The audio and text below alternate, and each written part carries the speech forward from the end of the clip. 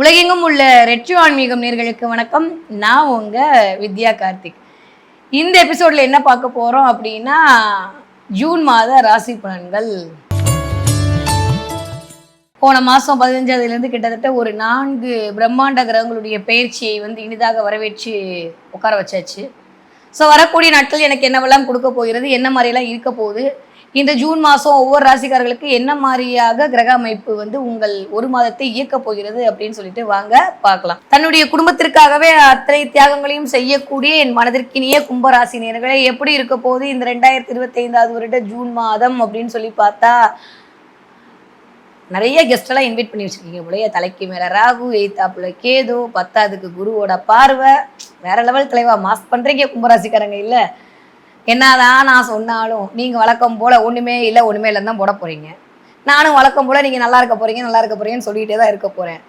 நிஜமா நல்லா தான் இருக்க போறீங்க. நிறைய கும்பராசிக்காரர்களுக்கு குதூகலமா இருக்க போறீங்க. அதுல இன்வெஸ்ட் பண்ணலாமா, இதுல இன்வெஸ்ட் பண்ணலாமா, ராகு ஐயோ சரியான கெட்ட பையன், மோசமான ஆள் சார் இந்த காளி அப்படின்ற மாதிரி கெட்ட பையன் அந்த ராகு உட்காந்து தலைக்கு மேல அந்த இளம் வயது கும்பராசிக்காரர்கள் அந்தோ பரிதாபம் தான் எனக்கு தெரிஞ்சு. அதை பண்ணலாமா, இதை பண்ணலாமா, ஆனே பண்ணலாமா, இதெல்லாம் நடக்க போது உஷாரா இருந்துக்கணும்.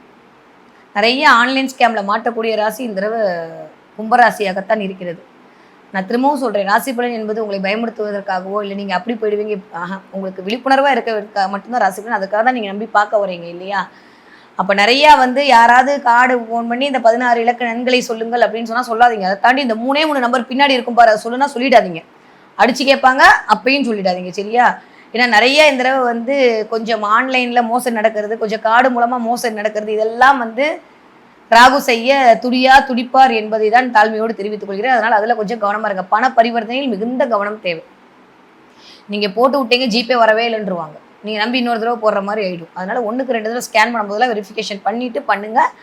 அதுதான் இந்த தடவைக்கு உங்களுக்கான ஒரு வார்னிங். உடல்நிலை சம்பந்தப்பட்ட இடத்துல ரொம்ப கவனம் தேவை, கணுக்காலில் கவனம் தேவை.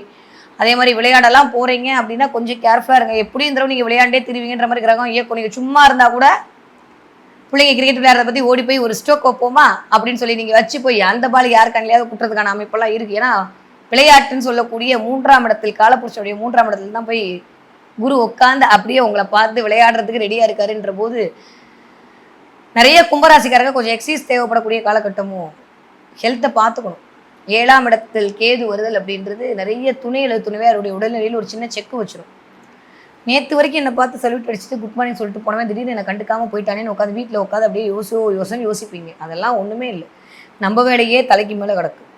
அதனால் அடுத்தவர்களை பற்றி கவலைப்படுவதற்கு நேரம் இல்லை என்பதை மட்டும் புரிந்து கொண்டு உங்களை பற்றி கவலைப்பட ஆரம்பித்து விடுங்கள். நல்லா ஹெல்த்தி ஃபுட்டாக சாப்பிடுங்க, நல்லா நிறைய ஸ்ப்ரவுட்ஸ் எடுத்துக்கோங்க, நல்லா வாக்கிங் போங்க, உடம்ப நல்லா பார்த்துக்கோங்க. ஏன்னா உடம்பு அப்படின்ற இடத்தில் கொஞ்சம் படுத்தக்கூடிய டைம் பீரியடாகத்தான் இருக்குது. ஒரு மாதிரி மந்தமாக இருக்குது, தூக்கமாக வருது, எந்திரிக்க முடியாமல் இருக்கிறது, டயர்டாக இருக்கிறது, இந்த மாதிரி வேலைகள் எல்லாம் மிஸ்டர் கேது செவ்வனே செய்வார். அதனால் அதில் மட்டும் கவனமாக இருந்து கொள்ளுங்கள். மற்றபடி நான் தான் சொல்கிறேனே, ஏன்னா கும்பராசிக்காரங்களுக்கு 11ஆம் இடம் வேறையா, எல்லாரும் வேணும். ஹியூஜ் ஃப்ரெண்ட் சர்க்கிள் தான் கும்பராசி. அதனால் எப்போ பார்த்தாலும் எல்லாரும் என் வீட்லேயே இருக்கணும், என்னையே வெரி குட் சொல்லணும், எல்லாரும் என் கூடயே இருக்கணும், நானே நல்ல பிள்ளைன்னு சொல்லணும் அப்படின்னு சொல்லிட்டு இருக்கக்கூடிய அமைப்பில் இந்த தடவை எய்த்தாப்பில் கேது உட்காரும்போது தனியாக அப்படியே கொஞ்சம் ஒரு மாதிரி மெசேஜ் வரல, ஃப்ரெண்டுக்கிட்ட இருந்து எனக்கு ரிப்ளை வரல அப்படின்ற மாதிரி தேவையில்லாமல் யோசனையில் நேரத்தை கடத்தக்கூடிய அமைப்பாக மாறிவிடும். காலம் பொன் போன்றதுன்றதை ஞாபகம் வச்சுக்கோங்க.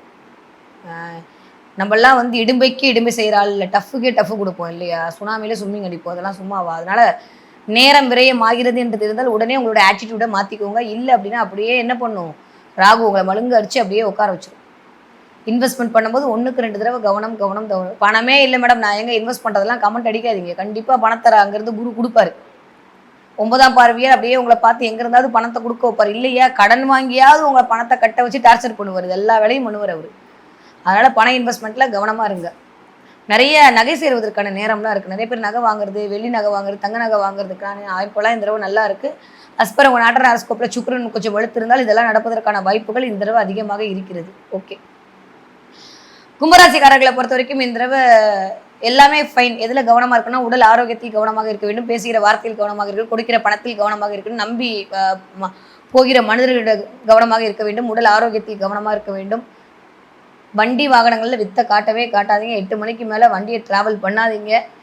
நீங்கள் யாருன்றதை அடுத்தவங்களுக்கு ப்ரூவ் பண்ணுன்றதுக்காண்டி மெனக்கடாதீர்கள். தேவையில்லாத அசிங்கத்தைப்படுத்திட்டு போயிட்டே இருப்பாங்க. இந்த தடவை அப்படி தான் இருக்குது நேரம். நம்ம யாருன்றதை ப்ரூவ் பண்ணுன்ற அவசியமே கிடையாது. நீங்கள் இதை சொல்ல வந்தீங்கன்னா அதை ஒன்றே மட்டும் தட்டி உங்களை இது அந்த மாதிரிலாம் நிறைய நடக்கும் இந்த கும்பராசிக்காரர்களுக்கு. அதனால கவலையெல்லாம் பட்டுக்காதீங்க. அவ்வளோதான். நிறைய வேலை இருக்குது நம்மளுக்கு. நிறைய பிரபலம் அடையக்கூடிய தன்மையெல்லாம் இந்த கும்பராசிக்காரர்களுக்கு இருக்குது. நிறைய மீடியாக்குள்ளே வர்றது, நிறைய ஃபீல்டில் வருது, எழுத்துத்துறையில் வருதல், எழுத்தில் சிறத்தல்ன்ற மாதிரி கும்பராசிக்காரர்கள் இந்த தடவை எழுத்தில் சிறக்க போகிறீங்கன்னா குரு அங்கே உட்காந்து உங்களை தான் பார்க்குறான்ற போது எழுத்துத்துறை, பத்திரத்துறை இதெல்லாம் பன்மடங்கு உயரப் போகிறது. அதன் மூலமாக ஒரு அனுகூலம் கிடைக்க போகுது. யாரெல்லாம் பிஆர் கிடைக்கலன்னு தவிச்சிட்டு இருந்தீங்களோ அத்துணை கும்பராசிக்காரர்களுக்கும் பிஆர் கிடைப்பதற்கான வாய்ப்புகள் நிறைய தெரியுது. உங்கள் நாட்டராரஸ்கோப்பை திருமணம் செய்வதாக இருந்தாலுமே கோச்சார கிரகங்கள் அதற்கு உறுதுணை புரியக்கூடிய காலகட்டமாக இருக்கு. சனி ராகு சந்திரனோட சேர்ந்தா பிஆர் கிடைக்கிறதுக்கான வாய்ப்பெல்லாம் இருக்குது. கொஞ்சம் பார்த்து கொள்ளுங்க. அயல்நாடு வெளிநாடு போவதற்கான அமைப்பெல்லாம் இருக்குது. நிறைய கும்பராசிக்காரர்களுக்கு வெளியூர் வெளி மாநிலம் கோவில் குளத்துக்கெல்லாம் போயிட்டு வரதுக்கான வாய்ப்பெல்லாம் இருக்குது. டெய்லி ஒரு 10 நிமிஷமாவது காலார நடங்க. கொஞ்சம் அப்படியே ஸ்வெட்டிங்லாம் ஆகட்டும். அதெல்லாம் ஆச்சு அப்படின்னா இந்த தடவை கும்பராசிக்காரர்களுக்கு கேதுவால் வரக்கூடிய தொல்லைகள் இருந்து தப்பித்துக் கொள்ளலாம். ஸோ உடல்நிலையில் ஆரோக்கியம் தேவை, பணநிலையில் ஆரோக்கியம் தேவை, மனநிலையில் ஆரோக்கியம் தேவை. இது 3 மந்திரத்தை தாரக மந்திரத்தை ஞாபகம் வச்சுக்கோங்க. இதை 3லையும் விழிப்புணர்வோடு இருக்க வேண்டிய காலகட்டமாகத்தான் கும்பராசிக்காரர்களுக்கு இந்த ஜூன் மாதம் இனிதே ஆரம்பம் அப்படின்னு சொல்லலாம். நிறைய கும்பராசிக்காரங்க கொஞ்சம் எக்ஸசைஸ் தேவைப்படக்கூடிய காலகட்டமும். ஹெல்த்தை பார்த்துக்கணும். 7ஆம் இடத்தில் கேது வருதல் அப்படின்றது நிறைய துணைவே அவருடைய உடல்நிலையில் ஒரு சின்ன செக்கு வச்சிடும். நேற்று வரைக்கும் என்னை பார்த்து சல்யூட் அடிச்சுட்டு குட் மார்னிங் சொல்லிட்டு போனவன் திடீர்னு என்னை கண்டுக்காமல் போயிட்டானேன்னு உட்காந்து வீட்டில் உட்காந்து அப்படியே யோசிப்பீங்க. அதெல்லாம் ஒன்றுமே இல்லை. நம்ம வேலையே தலைக்கு மேலே கிடக்கு. அதனால் அடுத்தவர்களை பற்றி கவலைப்படுவதற்கு நேரம் இல்லை என்பதை மட்டும் புரிந்து கொண்டு உங்களை பற்றி கவலைப்பட ஆரம்பித்து விடுங்கள். நல்லா ஹெல்த்தி ஃபுட்டாக சாப்பிடுங்க. நல்லா நிறைய ஸ்ப்ரவுட்ஸ் எடுத்துக்கோங்க. நல்லா வாக்கிங் போங்க. உடம்பை நல்லா பார்த்துக்கோங்க. ஏன்னா உடம்பு அப்படின்ற இடத்தில் கொஞ்சம் படுத்தக்கூடிய டைம் பீரியடாகத்தான் இருக்குது. இன்வெஸ்ட்மெண்ட் பண்ணும்போது 1க்கு 2 தடவை கவனம். பணமே இல்லை மேடம் நான் எங்கே இன்வெஸ்ட் பண்ணுறதெல்லாம் கமெண்ட் அடிக்காதீங்க. கண்டிப்பாக பணத்தர அங்கேருந்து குரு கொடுப்பாரு. 9ஆம் பார்வையார் அப்படியே உங்களை பார்த்து எங்கே இருந்தாவது பணத்தை கொடுக்க வைப்பார். இல்லையா கடன் வாங்கியாவது உங்களை பணத்தை கட்ட வச்சு டார்ச்சர் பண்ணுவார். எல்லா வேலையும் பண்ணுவார் அவர். அதனால் பண இன்வெஸ்ட்மெண்ட்டில் கவனமாக இருங்க. நிறைய நகை சேருவதற்கான நேரம்லாம் இருக்குது. நிறைய பேர் நகை வாங்குறது, வெள்ளி நகை வாங்குறது, தங்க நகை வாங்குறதுக்கான வாய்ப்பெல்லாம் இந்த தடவை நல்லா இருக்குது. அஸ்பர் உங்கள் நாட்டர் அரஸ்கோப்பில் சுக்கிரன் கொஞ்சம் வலுத்திருந்தால் இதெல்லாம் நடப்பதற்கான வாய்ப்புகள் இந்த தடவை அதிகமாக இருக்கிறது. என்ன வழிபாடு பண்ணலாம்? கும்பராசிக்காரங்க சொர்ண ஆகஷ்ண பைரவரை பிடிச்சிக்கோங்க. இல்லையா கோமதி அம்மனை பிடிச்சிக்கோங்க. சங்கரங்கோவில் இருக்கக்கூடிய கோமதி அம்மன் வழிபாடு உங்களுக்கு மிகச்சிறந்த ஏற்றத்தை கொண்டு கொடுக்கும்.